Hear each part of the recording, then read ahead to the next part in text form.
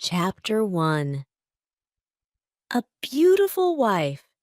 I cannot remember how, when, or where I met Ligeia.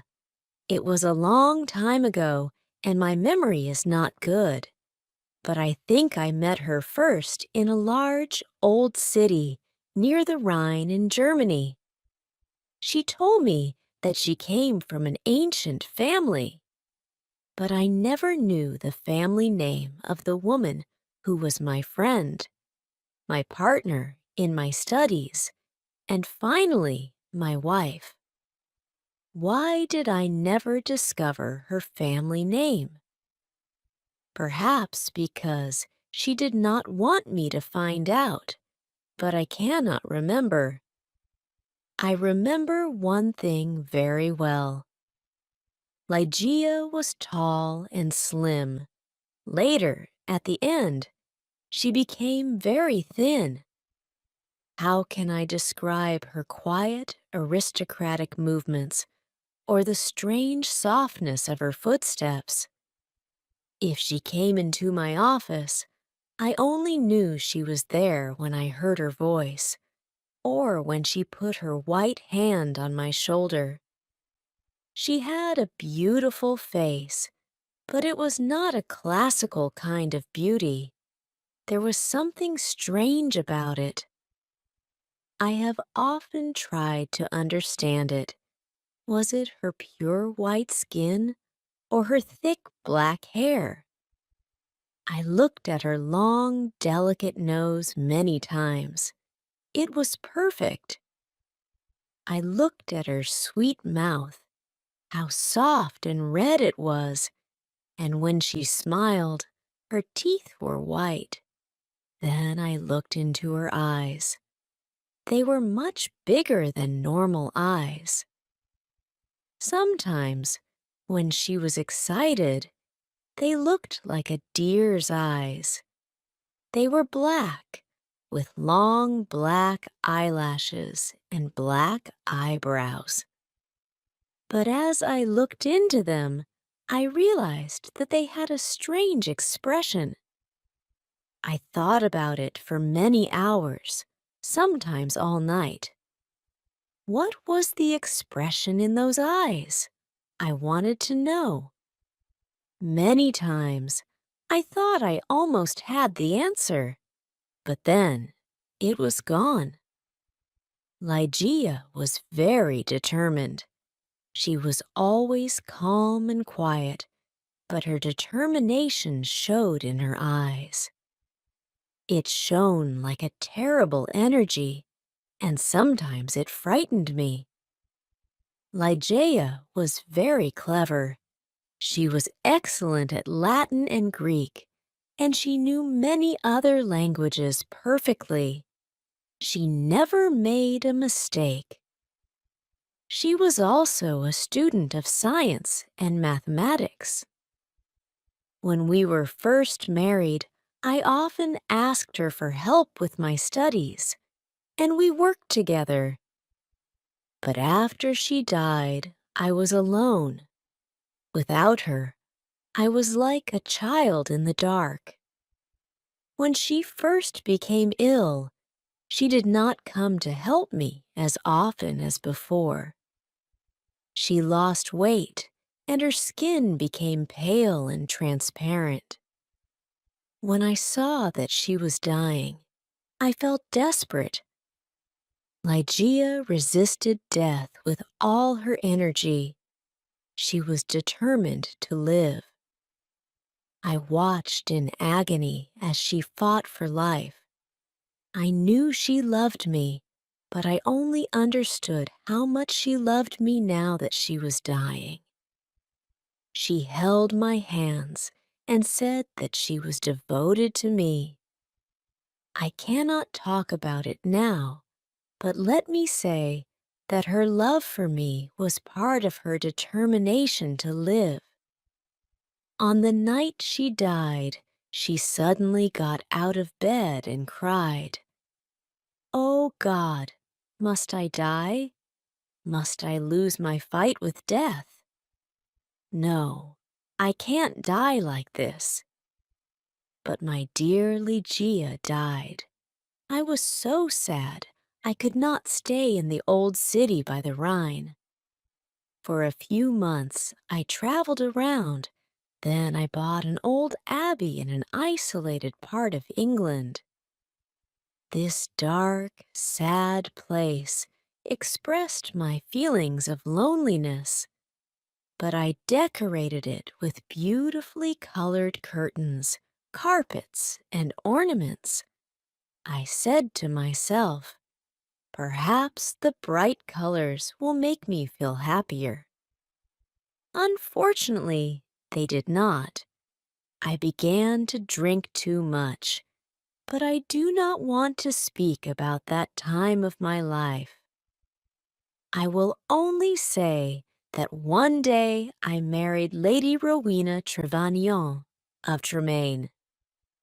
My new wife had blonde hair and blue eyes.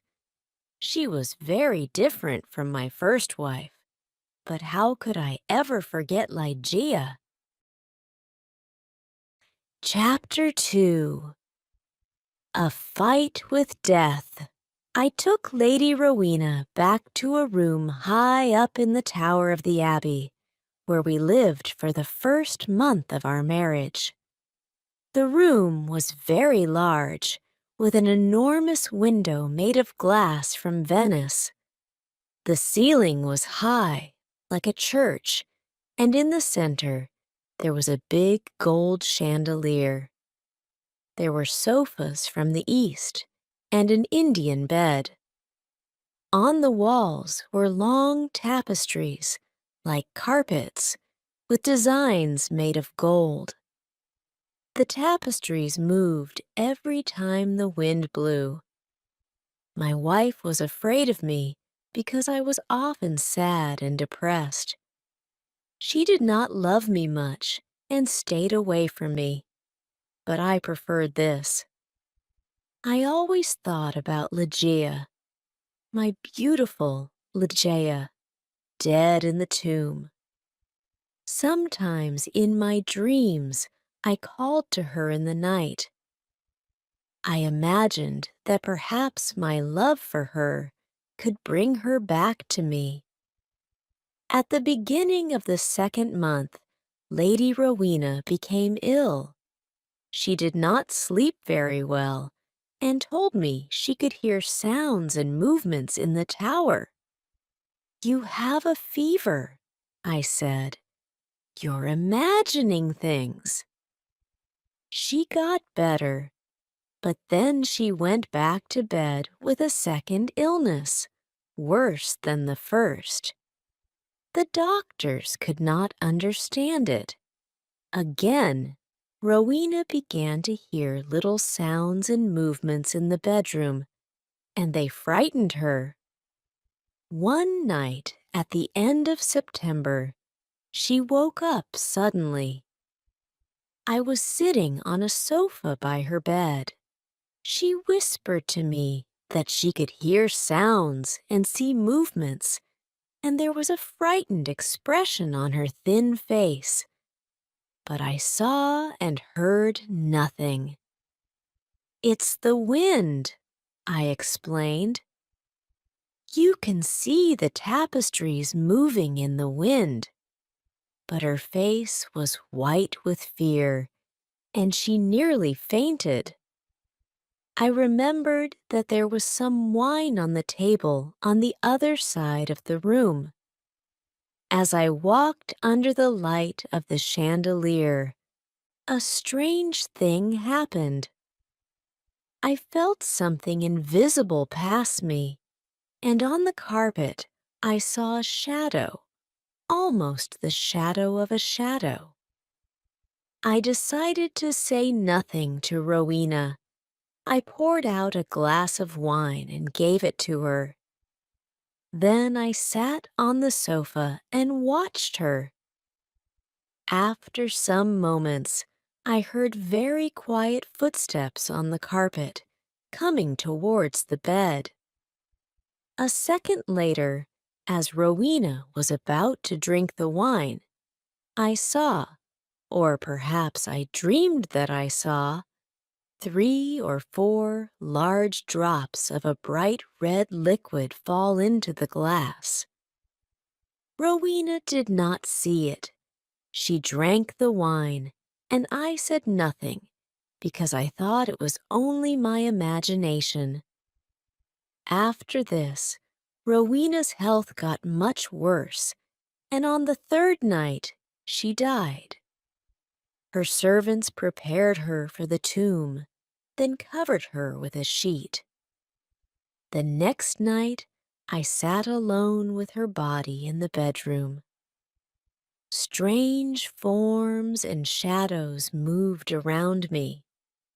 I looked nervously into the dark corners, at the moving tapestries, and I felt frightened. Then I looked at the carpet under the chandelier. There was no shadow there, and I felt better. When I looked at Rowena on the bed, sad memories of Ligeia, the only woman I ever loved, came back to me. It was perhaps around midnight when I heard a sound. It was quiet but clear, and it woke me from my dreams. I thought it came from the bed. I listened in terror, but I did not hear it again. I looked carefully at Rowena for any sign of life. She was not moving, but I continued to look at her. Minutes passed. Then I noticed a little color in Rowena's face. My heart stopped in horror. I could not move.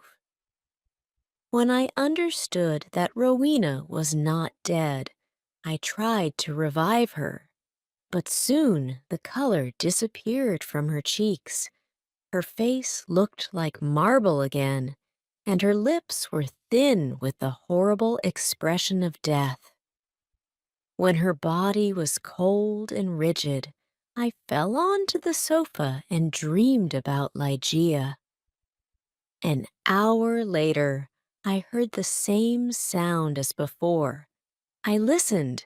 Yes, there it was again, a sigh from the bed. I ran over and saw clearly that her lips were trembling. Then they opened, showing her bright teeth. I thought I was going mad. There was a pink color on her cheeks and neck. Her body was getting warm again, and her heart was beating a little. Lady Rowena was alive. I did everything I could to revive her. Then, suddenly, her color disappeared, her heart stopped, and her body became cold and rigid.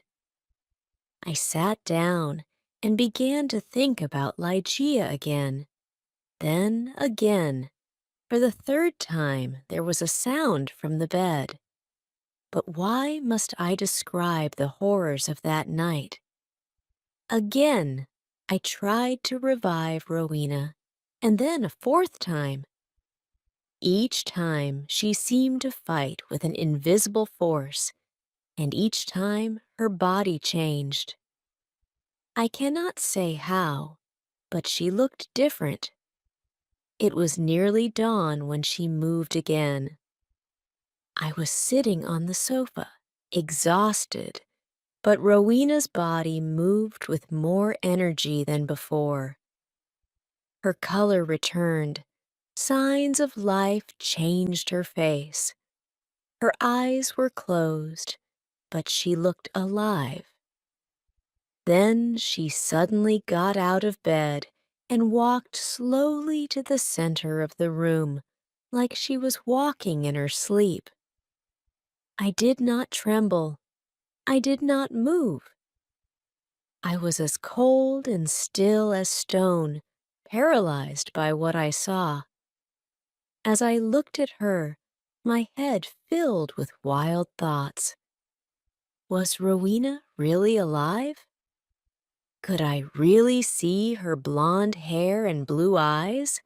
Why wasn't I certain?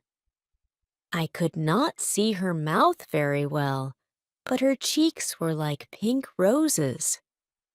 Weren't they Rowena's cheeks? But wasn't she taller than before?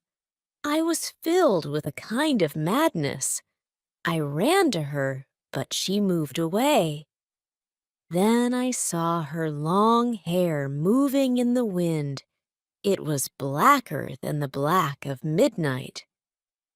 And now, slowly, her eyes opened. I shouted like a madman. These are the black eyes of my lost love, the eyes of Ligeia.